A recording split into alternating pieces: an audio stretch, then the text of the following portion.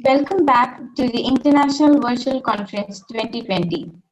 I would like to call Mrs. K. Meena Ma'am, Assistant Professor, Department of Biochemistry, to introduce the guest speaker of this session for Dr. Pachamuthu Kandasamy, sir. Over to Meena Ma'am. Thank you, Bharati. Good evening, all. Welcome back for the last session of Day 1 International Conference 2020. It gives me immense pleasure to introduce the great guest speaker for the session for Dr. Pachamuthu Kandasamy on the topic Oligonucleotide Therapeutics. Dr. Pachamuthu is a Senior Director, Head of Medicinal Chemistry, Wave Life Sciences, Cambridge, US. Sir has over 10 years of experience in oligonucleotide research and development. He worked on RNA delivery technologies for 5 years at Alnylam Pharmaceuticals, US. He earned a PhD in synthetic carbohydrate chemistry, focused on discovering new methods for stereospecific anomeric bond formation to related GalNAC sugars from the Indian Institute of Technology, Kanpur, India. He has completed his postdoctoral work on glycopeptides at the University of Constance, Germany, with Professor Richard, and worked on aminoglycosides antibiotics at University of Montreal, Canada, with Professor Stephen. Sir is well versed in design and synthesis of potential cationic lipids and carbohydrate ligands for the delivery of drug molecules, especially oligonucleotides. And I also hope he'll be the right person in discussing about this topic, oligonucleotide therapeutics. Welcome you, sir. A gentle reminder to the participants to kindly post your questions in the chat box and also fill your feedback form at the end of the session, which is mandatory to get your e-certificate. With this note, I request our guest speaker to take over the session. Please, sir. Yeah, thank you, Dr. Meena, for your kind introduction. Thank you, sir. I will share my slide.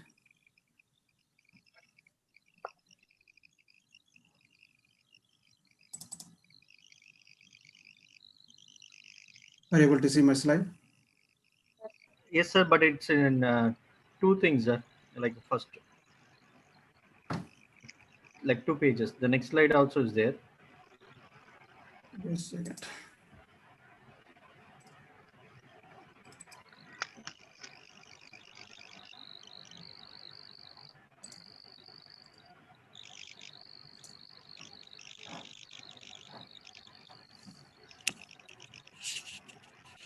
What about now? Same to, yeah, now it's clear, sir. You can go ahead, sir. Okay.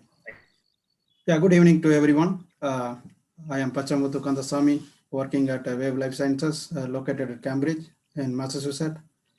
I would like to thank the organizer, especially Dr. Parimala, for inviting me to present our work here. Title of my presentation is Oligonucleotide Therapeutics. I will give you a brief introduction to oligonucleotide therapeutics. It is an evolving field, and more importantly, using oligonucleotide, you can treat genetic rare diseases which cannot be treated with the small molecules. So this is the agenda today. So I will, I think the background is already covered, so I will not be going over the background. Then I will start with my PhD work and postdoctoral work at 2 different places. Then I will touch upon the oligonucleotide targeted delivery because my PhD work and targeted delivery of oligonucleotide is related to each other. Then I will focus on the chemical modifications of oligonucleotides and my current company Wave Stereopure oligonucleotide technology. Then I will go over the brief discussion of mechanism of action of different type of oligonucleotides. So this is a part of my PhD work and first postdoctoral work at the University of Constance. My PhD was with Professor Y.D. Vankar at IIT Kanpur, India. And the postdoc work with Professor Richard R. Smith, who is well known for carbohydrate chemistry at the University of Constance. So the stereoselective glycosylation to form the N-Acetyl Galactosamine. Based on this, nitroglycals, you use either, depending upon the nucleophile or bases you use, you can either get alpha or beta anomeric bond formation. So the alpha means the nucleophile is down opposite to this ring oxygen atom. It's a beta means it's the same side of the oxygen of the pyranose ring. We used various nucleophile. These are all the work. A part of the work is PhD, and a part rest of them are postdoctoral work. And except this two, where the nitrogen glycoside and also the S-linked glycoside is not my work, but it's from the same lab. So we used various nucleophiles such as oxygen, phosphorus, and nitrogen, sulfur, and carbon through Michael addition to this 2-nitroglycal to stereoselectively form the anomeric bond. One can use this also as a dinophile to form the Diels order adduct. In this case, you get this 2,3 aryl pyranoside. So in most of the cases, when you use oxygen as a nucleophile, you exclusively get alpha glycosides like this oligonucleotide. And in the case of electron withdrawing group, such as this phosphate diester, you can get the majority is the beta. Also in the case of CC bond formation, also you get the majority is the beta glycoside formation. I just wanted you to remember this N-Acetyl Galactosamine part because I will discuss this application of this mHTT in the later slide. So this part of this is a part of second postdoctoral work at the University of Montreal with Professor Stephen Hennesian, where I worked on the amino glycoside antibiotics. I made this analog in more than 30 steps, starting from this Paromomycin antibiotics by removing this 2-hydroxy group on the ring 1. You see here 3 and 4 position is a deoxy sugar, and introduced this amino hydroxy butyric acid to this N1 position of this ring 2, and selectively alkylate this 2' hydroxy of this ribose unit, then followed by the oxidative cleavage of the alkyl group. Then you react with amine in the presence of reducing agent to get this aminated product. So the rationale for introducing this type of mHTT and also the modifying this natural paromomycin, because this paromomycin is inactivated as soon as you dose this compound, take this compound as antibiotic, because the enzymes phosphorylate this 2-hydroxy group and also this hydroxy group, and the N1 position of this nitrogen is acetylated by acetyl transferases to inactivate these antibiotics. So that is a reason why we modified this analog.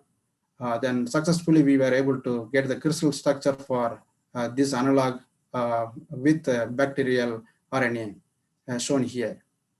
So you see here, this is the ring 1, ring 2, and a ring 3, which is the ribose unit here. And you see here this side chain at 2' position of this ribose ring. And this is the ring 4. So this is the triantennary GalNAC conjugate for liver delivery. GalNAC conjugate is used to deliver siRNA drug molecules, which we will discuss in the later slide, specifically to the liver, because this binds to the hepatocyte acylglycoprotein receptor. Also, we will discuss in the later slide. The liver is made of mostly the hepatocyte cell. So this is easily taken up by the acylglycoprotein receptor and specifically to the liver. Alnylam received approval for Gulari, which is based on this delivery technology. This is the first human proof of concept was achieved in 2013. And this is the GalNAC I mentioned in the previous work. I was happy to be part of this delivery program and also delighted to see that worked in human. So this is the mechanism for this delivery technology. As I mentioned before, 80% of liver mass is hepatocytes, and ASGPR receptor is highly abundant on the cell surface.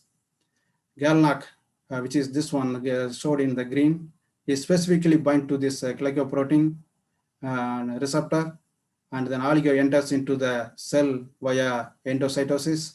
Then it goes to the endosome, where this oligonucleotide is dissociated from this receptor. Then the receptor is recycled to the cell surface of the hepatocytes.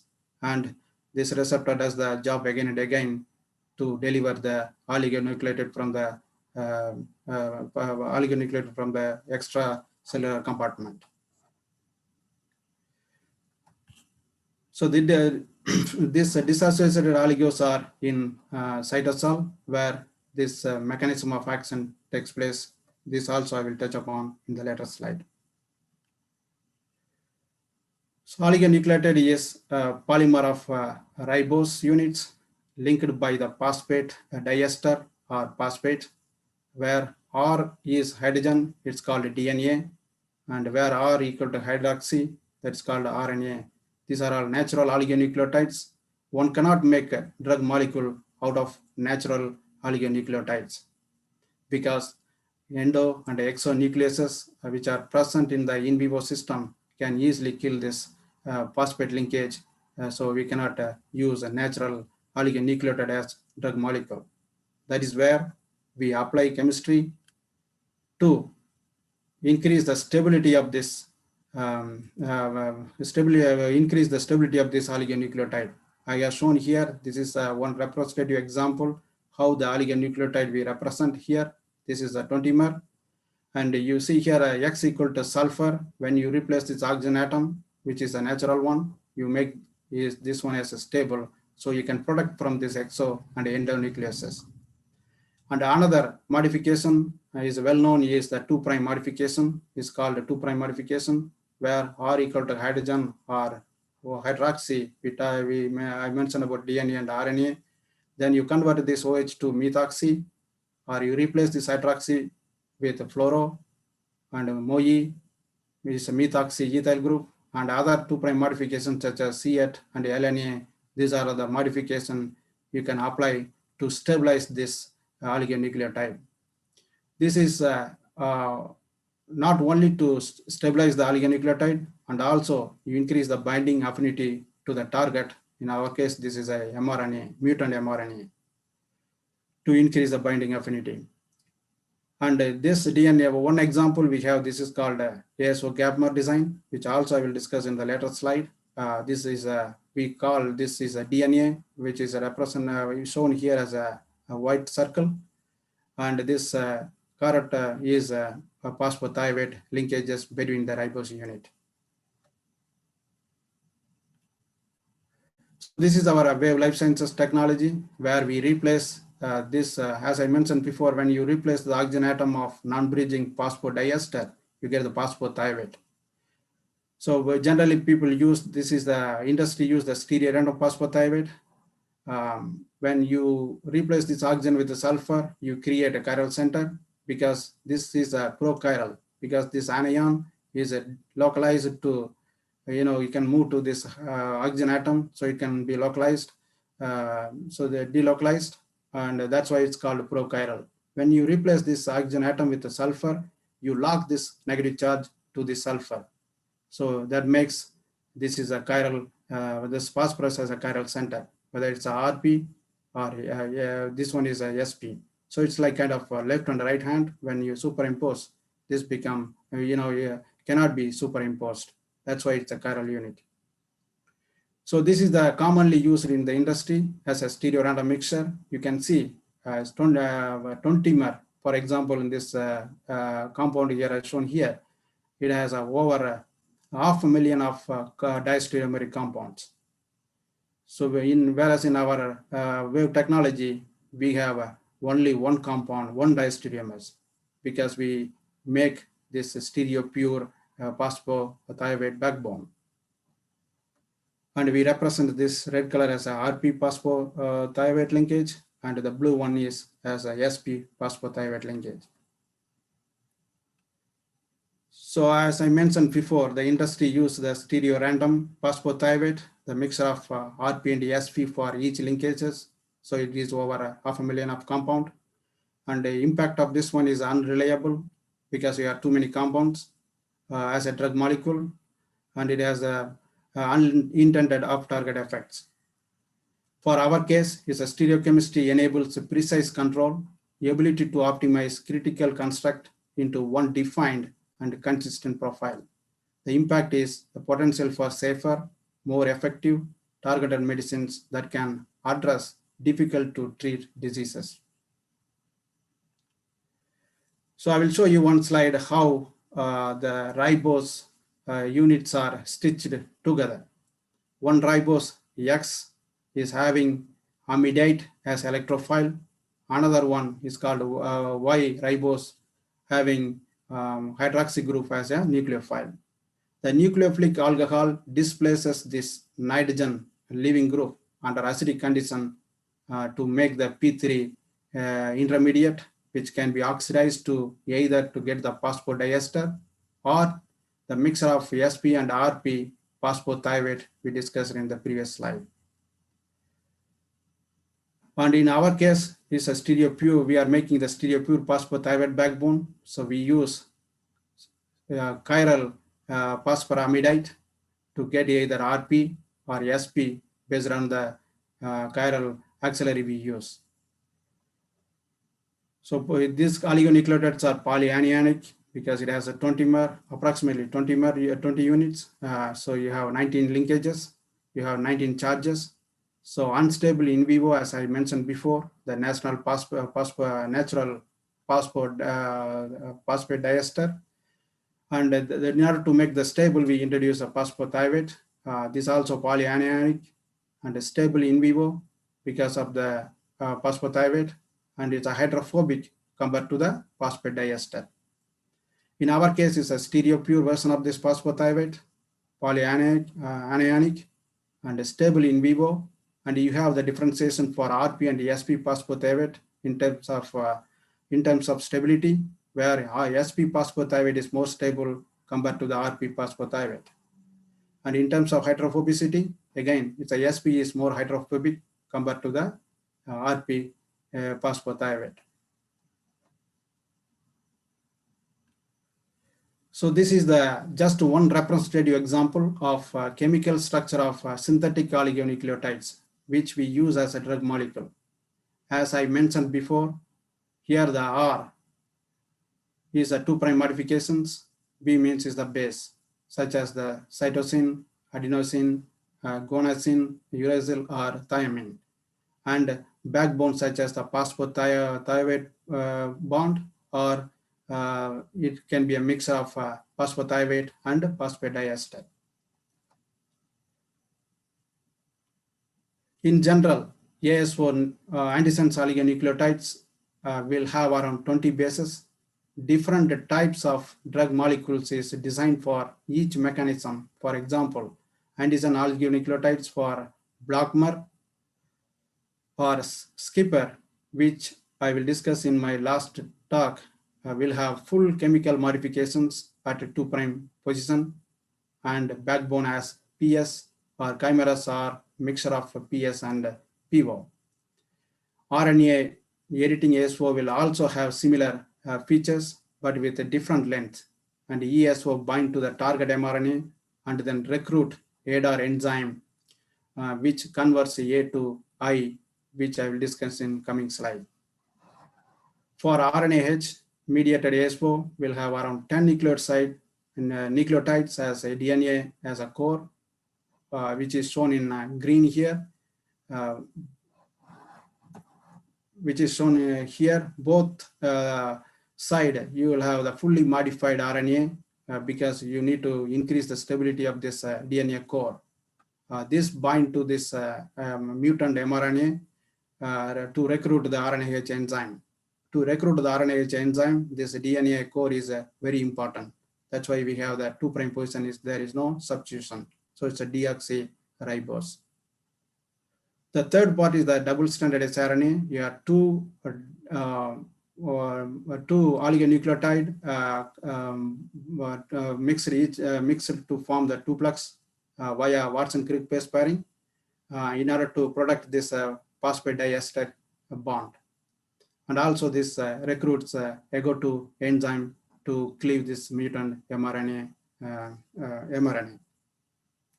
In the next slide, I will show you where the mechanism of action takes place for this different type of modalities.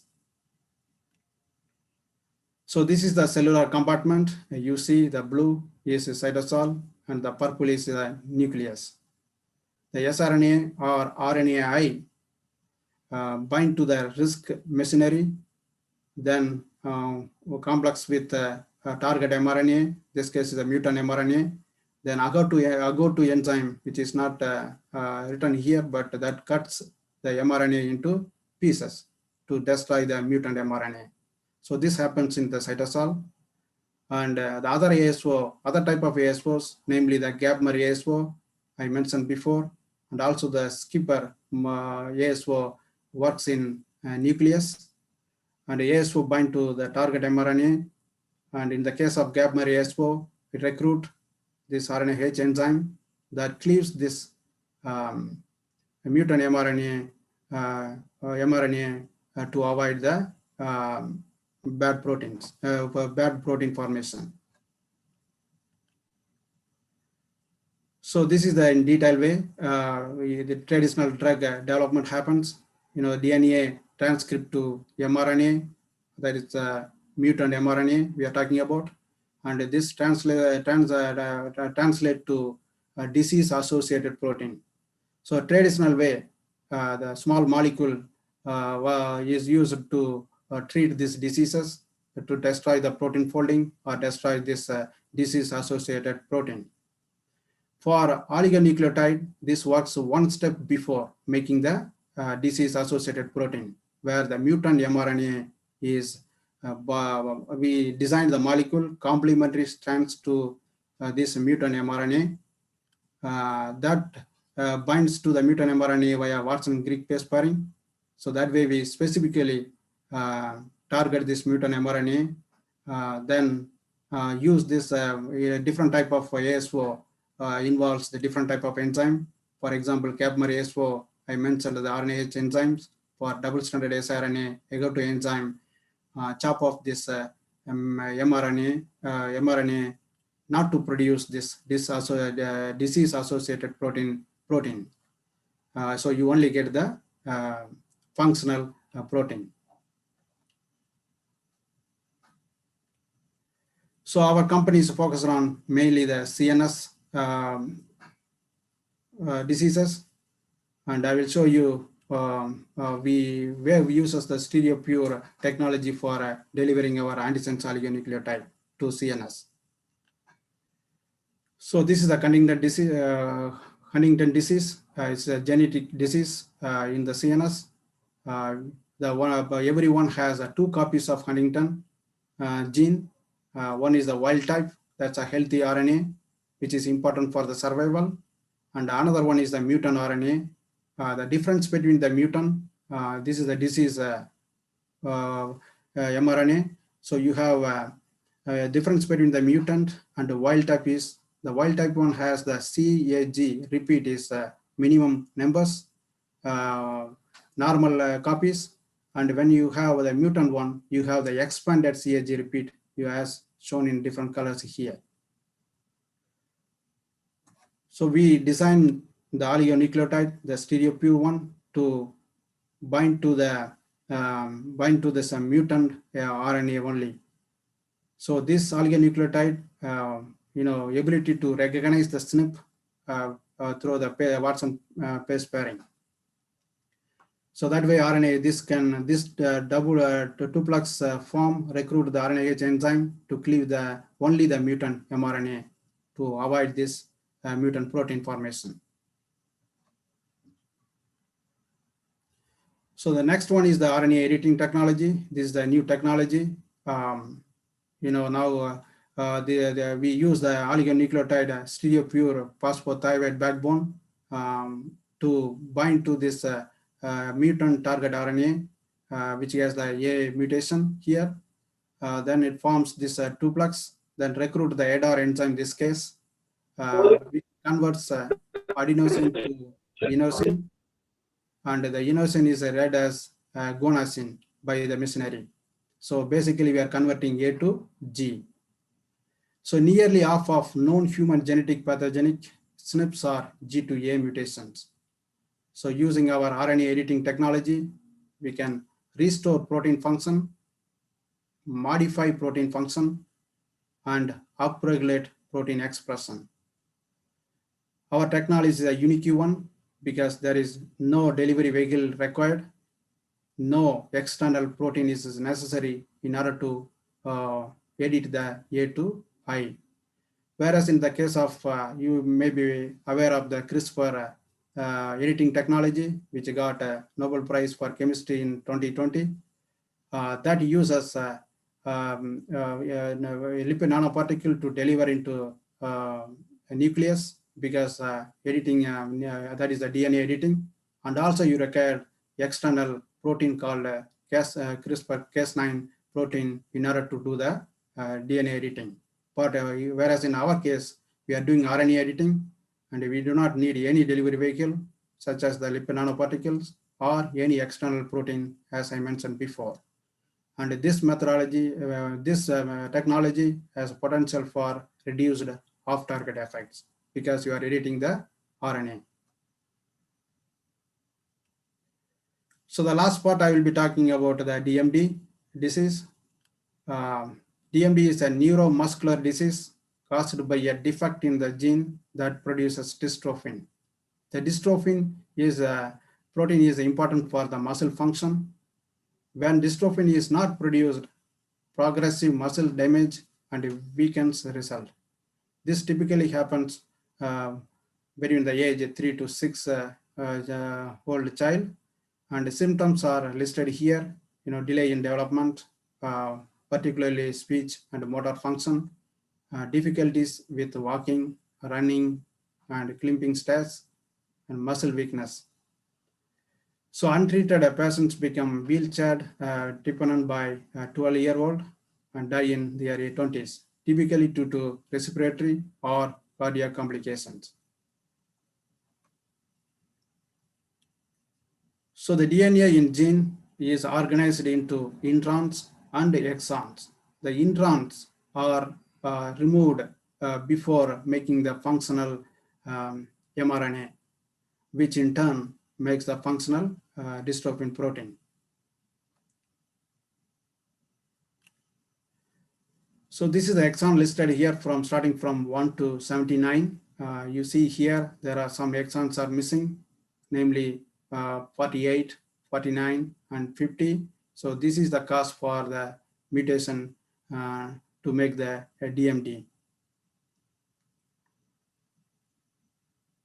So this, so the reading frame cannot read to make the dystrophin protein.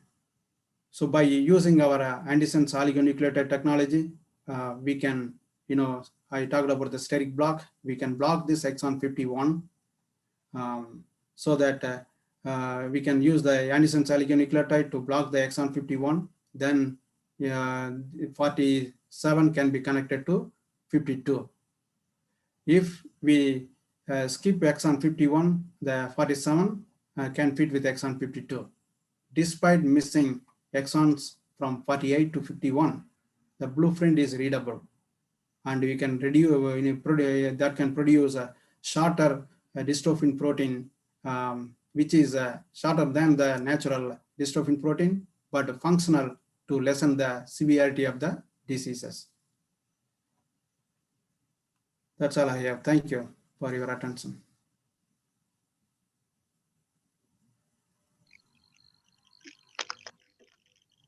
I'm ready to answer if you have any question. Thank you, sir.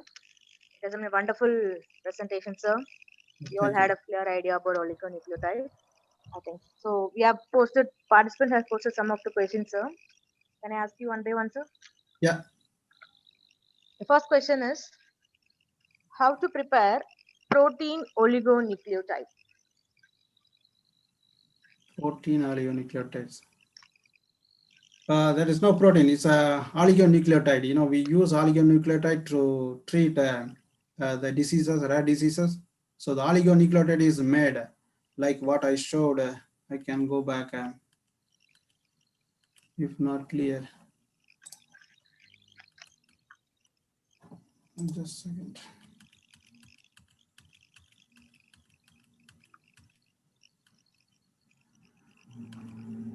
Yeah, so this is the just a reference study example I showed you what is oligonucleotide. Basically, this is our drug molecule. All the ribose is connected each other with phosphorothioate backbone, phosphodiester here. So this is made by linking. I did not put the ribose here, but X is one ribose unit and Y is another ribose unit. One has the leaving group in the form of phosphoramidite, and another one, ribose, has the nucleophile in the form of hydroxy group. More specifically, if you go here, the nucleophile is this hydroxy group, the primary hydroxy group. The electrophile is the phosphoramidite here, attached to this 3' hydroxy of the ribose I showed here is a X. This is activated with acid, Lewis acid, to make this leaving group. So then you know the hydroxy group as a nucleophile attack displace basically the nitrogen to make amidite phosphite in this case, because you know nitrogen here now, oxygen link, oxygen and oxygen is a phosphite. Then this phosphite is readily oxidizable with iodine or pyridine or hydrogen peroxide or tertiary butyl hydrogen peroxide to make this phosphate backbone. If you want to make the phosphothioate, we can use a sulfurizing reagent to make the phosphothioate. And in our case, we use the stereopure one. We control the stereochemistry by having the chiral center here. So the nucleophile can attack only one side to form one form of this phosphothioate upon oxidation. So this is how the drug molecule is made. Thank you, sir. The second question is what method can be used to dry the oligoprimer after synthesis? Can you repeat again? What method can be used to dry the oligoprimer after synthesis? Well, this is this molecule is I did not go in detail about this synthesis. Only mechanistic point I explained here. So the hydroxy group, which is the 5' hydroxy, is attached to the solid support, meaning the polymer or the glass, the one nucleo base is attached. So the hydroxy group is basically bound to the solid surface. So that react to the solution of this amidite. In the end of the cycle, every step, this is washed out, all the reagent. So only you have the reactive intermediate. Then in the end of the cycle, after making the 20 mers, which all are on solid support, you cleave the solid support. Solid support basically attached to this 3' hydroxy group at the 3' end of this oligonucleotide as a succinate. That is cleaved by ammonia treatment. Then cleave all the the base as the protecting group also, N-Acetyl or benzoate, depending upon the base what you have. This protecting group is cleaved also in the ammonia or methylamine, and succinate is cleaved also with ammonia. Then after that we purify, then we lyophilize the compound to make it as a solid form. Thank you, Professor. The last question is, what is the difference between oligoprimer used in PCR assay that they are used in DNA sequencing? Yeah, the PCR prof, what we use, to find out the PK of our oligonucleotide. When we do in vivo studies, we need to find out how much oligos is in the in the tissue and which compartment. So we use the PCR probe. That probe is made of LNA. I think I mentioned about this LNA before. This is the 2' modification you see here. This is LNA or C8. This one we use, people use, this is a different sugar. That case, it's a link to 2' and this 4' position. This has a high affinity to increase the binding affinity to the target. So that's why people use LNA for the PCR probe to pick up this oligonucleotide. Thank you, sir. Thank you so much for your valuable reply. And I also request the participants to kindly fill the feedback form to get your A certificate, which is posted in the chat box. So we'll move on to the last session. Excuse me, Meena, Yes, ma'am. Yes, ma'am. there is one question, I think. Prabhakaran, sir.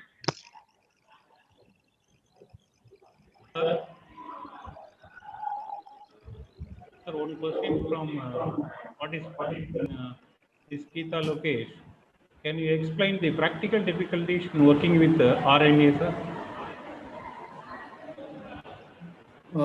Thank you for the question, Kita. So RNA difficulty, I think I mentioned before. If we have the natural oligonucleotide is RNA or DNA.